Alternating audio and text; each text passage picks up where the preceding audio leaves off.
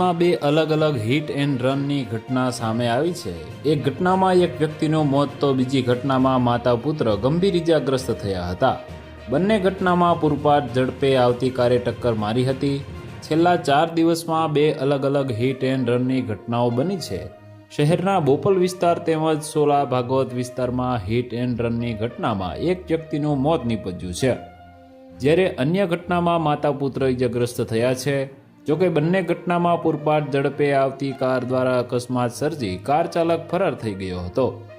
બંને કેસમાં અલગ અલગ ફરિયાદ નોંધાવી આરોપીઓની શોધખોળ માટે પોલીસે કવાયત શરૂ કરી છે। અમદાવાદના બોપલ વિસ્તારમાં હિટ એન્ડ રનનો બનાવ સામે આવ્યો છે। 23 સપ્ટેમ્બરના રોજ રાતના સમયે સિક્યુરિટી ગાર્ડ ગોવિંદસિંહ રસ્તો ક્રોસ કરી રહ્યા હતા।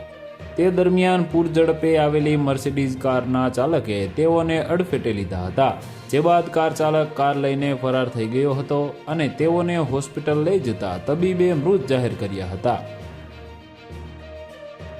તો વધુ માહિતી મેળવવા માટે ચેનલ સાથે જોડાયેલા રહો। વિડીયો પસંદ આવે તો લાઈક કરી દેજો। ચેનલમાં નવા છો તો સબસ્ક્રાઇબ કરી દેજો।